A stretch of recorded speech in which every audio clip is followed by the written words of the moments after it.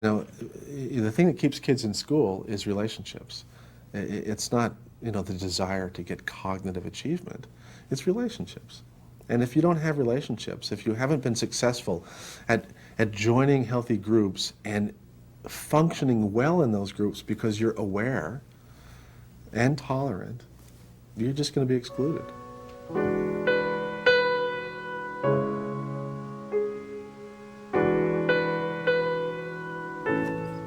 Well, there are children who have this sense of kind of being oblivious.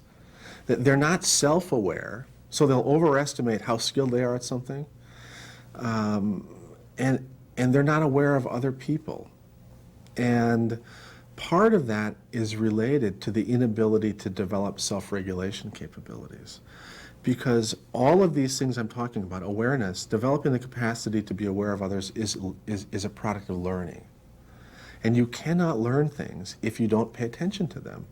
And if you have a self-regulation problem, and for every tiny little noise, you're sort of looking over there, and every time somebody gets you frustrated, you get really overwhelmed, and it takes a while to calm down, you're missing out on all kinds of opportunities to learn emotional, social, and cognitive things. And you're missing out on the opportunities to observe all these other skills that people have, all these differences from you, and to observe where your strengths are in comparison with all these other children.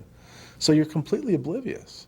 And that's what, a teacher will see that with a child who will appear to be somewhat insensitive. They may do something that doesn't really seem to be mean, but it hurts somebody's feelings, and the child's just kind of unaware. Well, what do you mean? I didn't do anything. They're not attuned to someone else. They're not good observers. And again, the inability to observe is very often related to the inability to self-regulate.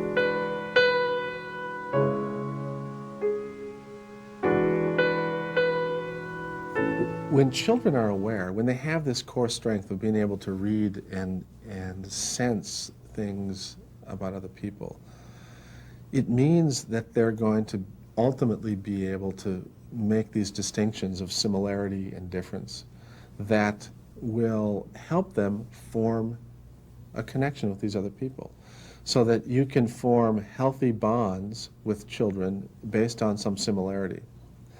And that creates an atmosphere in the classroom that is safer.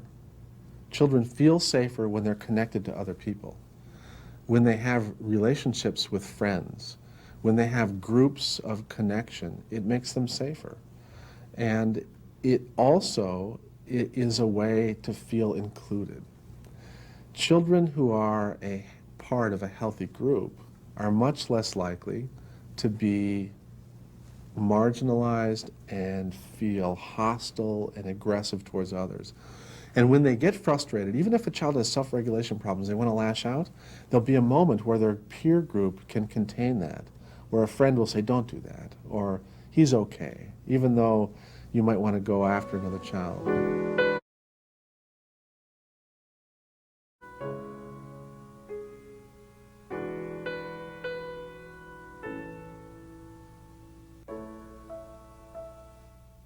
The best way to teach a child respect is to be respectful of the child.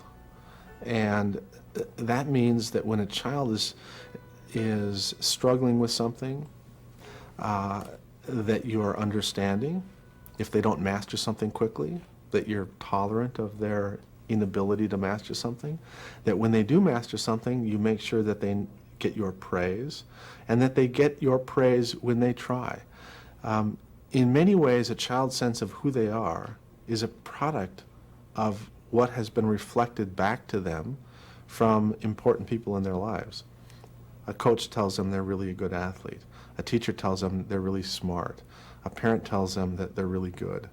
Then that stuff sinks in. And it is that accumulation of mirrors in your life that make you feel the way you feel about yourself.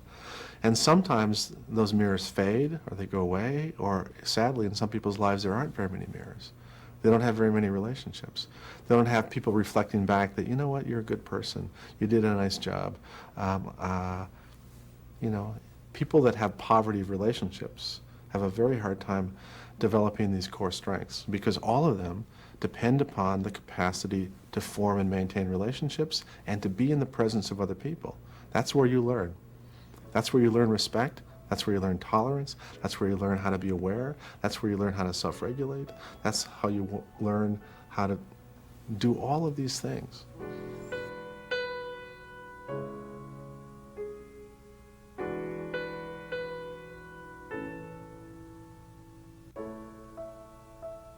A mature sense of respect is something that develops over time, and it's something that's very, it really can't be fully developed in a grade school child. It really is something that starts to develop in its most mature form in adolescence, and then really changes and grows all throughout life.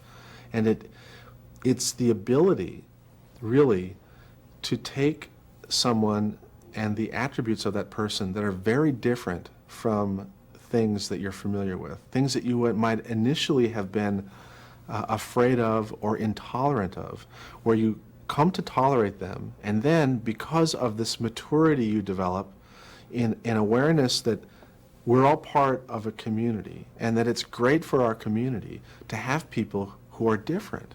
It's great for the overall strength of our community to have people that speak Spanish and that are from different countries and have different religious beliefs and have different professional skills and have different personal interests. It's great to have this diversity because in any biological system, diversity is health. Any ecosystem that is narrow and homogeneous in its strengths is vulnerable to any kind of change in the world. And our world is rapidly changing. So the healthiest communities are diverse communities. And when a child is mature enough to understand that they're part of a larger whole, and that they're connected to the past and to the future, and that they are interconnected with people through this very biological but invisible process of forming relationships, they will truly come to respect people who are different, who have different beliefs and different strengths. And that's ultimately going to lead to a very, very humane child, adolescent, and adult.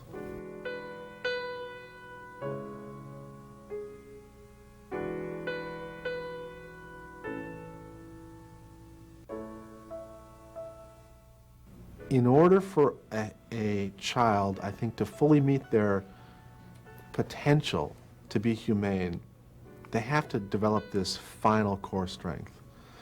To learn not just to respect others, but to respect themselves. Because when you recognize that every single member of a community has value, you can self-reflect and say, you know what, I'm not very good at this, but I'm really good at this. And this is a real contribution to my family, and this is a real contribution to my community, and I feel good about that. And in the end, the mature individual understands that it is okay to have some holes in your set of armor. It's all right to have some things that you're not so good at. And it's important that you recognize that in other people. They have vulnerabilities and they have strengths. But collectively, you create something that's stronger and more capable and more flexible and more creative than any individual could conceivably be.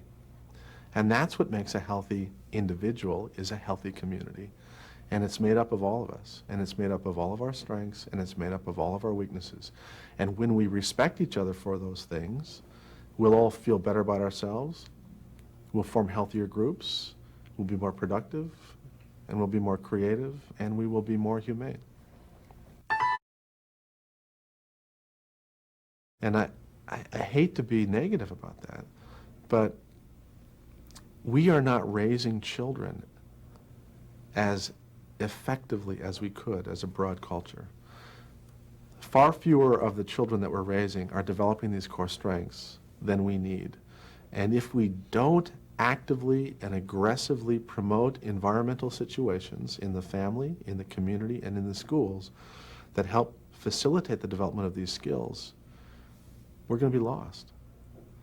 We need the ability to form relationships, to self-regulate, to be part of a healthy group, to be attuned to others and read what they need and what they're thinking. We need the ability to tolerate and respect each other in order for us to continue as a species, not just to be happy and healthy and productive.